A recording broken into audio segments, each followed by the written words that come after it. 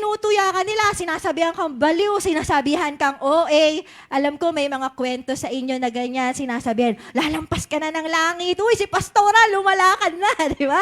Andiyan na si Pastora, praise the Lord, di ba? Hallelujah, di ba? Ginaganon tayo, di ba? Sa sino yung ganyan? Di ba tinutuya ka nila? Ganun talaga. Ganun talaga. Dapat masaya pa tayo kasi ibig sabihin, they really see Jesus in us. Amen? Nakikita talaga nila na alagad tayo ng Panginoon. Amen po? Amen. Ano pa? Takot. Yan, sinasabihan ka, huwag kang manakot, ganyan. Okay lang yan, normal yan. Wala silang pakialam. Eto na. Ang dami ko naririnig na ganito, Pas. Yung mga kino-consolidate ko, binabasa ko kasi yung mga notes. Pinuntahan ko, wala po sa bahay. Chinat ko, hindi po ako na-replyan. Di ba? Sinin po ako. Nina 90 days ko, araw-araw kong pinagpe-pray. Pero wala pa rin pakialam. Inuulit ko, hindi kayo ang may problema. Magpatuloy ka lang. Iba-iba talaga ang tugon ng mga tao. Kung may ganyan man sa'yo, pahil lang tayo kay Lord and share tayo ulit. Amen? Magpatuloy lang tayo na magpatuloy. Next po, may nagagalit sa'yo. Sino sa inyo nagagalit na sa inyo? Ang kulit mo naman! Ayoko nga! Diba? O kaya minsan tinataboy pa. Alam nyo, na-experience ko yan, yung kinuwento ko sa inyo minsan. Nag-share ako sa isang tindahan. Hindi ko sasabihin kung saan, pero sa Purok, ano yun? Joke lang. Nag-share ako sa tindahan. Tapos sabi ko, pwede po ba ako mag-share sa inyo ng mabuting balita kahit saglit lang, ganyan. Ay, hindi! Ganun agad. Wala pa nga eh, di ba? Sabi ko, libre lang po ito. Ay, hindi! Ayaw namin ng ganyan. Tapos nakita ko kasi nakahiga siya. May sakit siya, yung babae. So sabi ko, sige po. So sabi ko, may nararamdaman po ba kayo? Gusto ko po pag-pray na lang po kayo bago ako umalis. Hindi, umalis ka rito! Alam mo yun, yung parang, ano ka naman, parang gusto mo lang, you have a good heart na gusto mo lang abutin yung tao. Pero may nagagalit pa rin sa'yo. Yan, baka sa inyo may naka-experience na ng gano'n, pinalayas, tinaboy. Normal yun, hindi ikaw ang may problema. Amen? Hindi ikaw ang may problema. Sabi sa ating verse, tingnan nyo po yung, basahin ko muna yung masaya. Ito.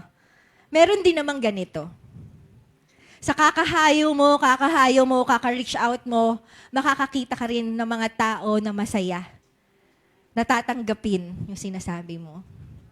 Makakakita ka ng mga tao na sasabihin nila, thank you po. Parang yung iba dito, gano'n. Yes. So, sa oras po nito, gusto ko lang, patayuin yung mga gustong mag-thank you dun sa mga tao na nag-share sa kanila. Sige nga po. Sa oras pong ito, pwede po bang tumayo yung mga tao na masaya na shineran sila nung nag-share sa kanila? Sige po. 1, 2, 3, tayo.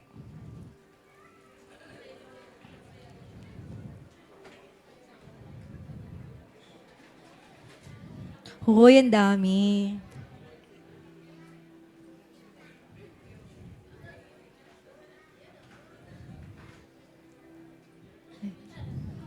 So ano po, nalilid lang ako. Alam ko madami. Huy, halos wala na yatang nakaupo. Hindi, pero I want to take this opportunity for you na pasalamatan yung mga taong nag-share sa inyo.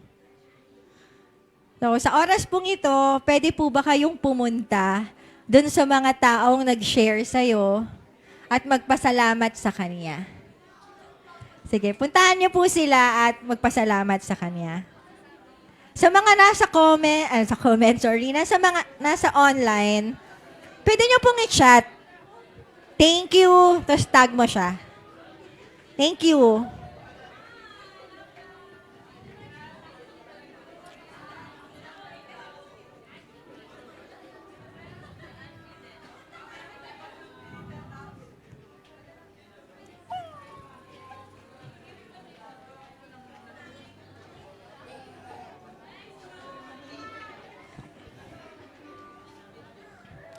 Okay. Okay na. Okay, sino yung mga napuntahan? Taas naman kamay, yung mga napuntahan. Wow. Napuntahan, ayan. Napuntahan. Mag-amen nga po yung mga napuntahan. Makinig kayong mabuti sa mga napuntahan. Merong sila. Merong sila. Nag-e-exist sila. Yung mga pumunta sa inyo na nagpasalamat, meron kang naging bunga. Kaya huwag kang huminto. Amen? Sa mga, sino gustong mapuntahan? Sino gustong mapuntahan at mapasalamatan na salamat na inabot mo kami? Magpatuloy ka lang. Kung ano man yung humahad lang sa'yo, magpatuloy ka lang. Pwede pong, ayan o, yan, yes. Pwede pong paki-flash yung video natin dyan.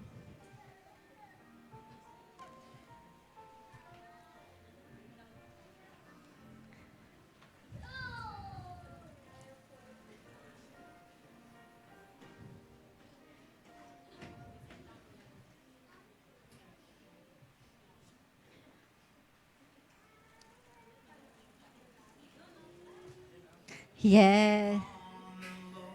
Yan. Sa mga nandyan, magpatuloy lang po kayo. Pag nakita mo yung mukha niya, akbayan mo nga siya pagkatabi mo. Patuloy ka lang.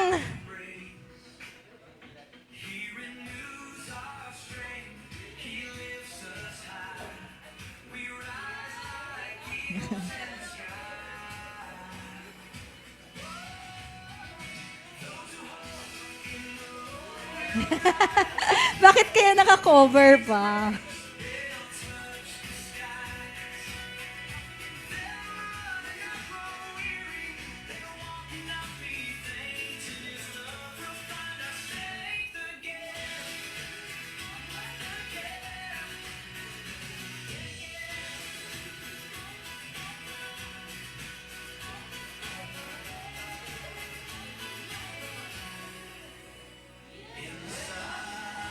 Yan, Ate Micah yan. Ayun, parang umulit na lang. Umulit na lang ba? Ayan. Ayan. Yes naman. Ayan.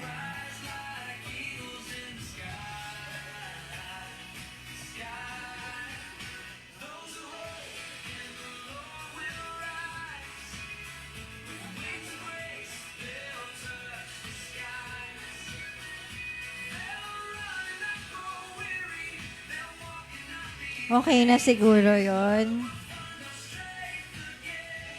Amen. Ayan. So, kung nakita natin yung pagmumukha natin, magpatuloy tayo. Tapos, sabi naman nung iba, eh, ba't wala kami dyan? Mag-picture kasi kayo. Mag-send kayo sa Palasik Disciples Group. Kinukumpayan natin yan to encourage one another na magpatuloy. Amen? Amen. Okay. Ayan. So, bakit po natin yan gagawin? Ito na po yung huli. Kasi kagaya ng kwento ni Joseph, di ba naalala natin yung kwento ni Joseph? OT na ako, no? Pero gusto ko kasi i-end kay Jesus Christ. Okay lang po ba? Extend po ako. Ayan. Kasi kung alam natin yung kwento ni Joseph, naninirahan si Jose sa piling ng kanyang ama. At siya'y pinadala upang tignan kung nasa mabuting kalagayan ang kanyang mga kapatid. Bakit daw natin pipiliing magpakapagod sa pagbabahagi ng mabuting balita? Sinong nasasaktan? Di ba sabi ko nga kanina, nakakapagod, ang sakit. Bakit ko naman dadanasin yung mga bagay na yon? Bakit ko pagtitiisan yon? Bakit ako mag-exert ng time ko, ng pera ko, ng effort ko para mag-reach out ng ibang tao? Kasi una yon ginawa ni Jesus para sa atin. Bakit ka aalis sa comfort zone mo para sa ibang tao? Kasi una yung ginawa ni Jesus para sa atin. Tingnan niyo po itong picture na to. Yung picture ni Jesus. Tingnan niyo po yan. Yan ang buhay yung kay Jesus na nasa heaven.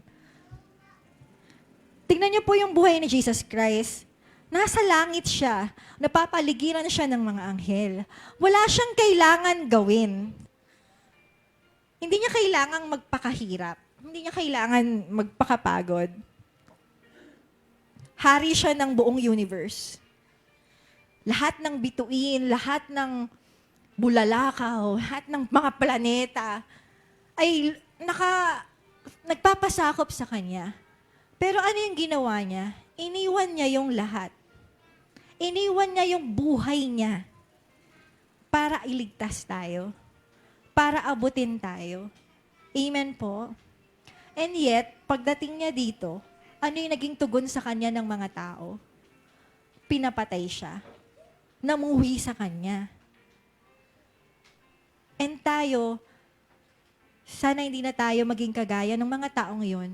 And instead, tayo yung mag-share ng kagandahan ng ginawa ng Panginoon para sa atin. Amen po. Amen po. Gusto ko lang i-share yung devotion ko na-relate ko lang kasi Palm Sunday ngayon.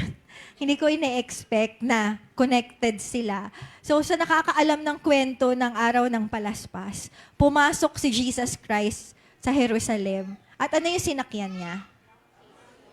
Donkey. Hindi siya nakasakay sa puting kabayo. Hindi siya nakasakay sa karwahe. Hindi siya nakasakay sa, alam mo yun, na may mga sundalo sa likod niya.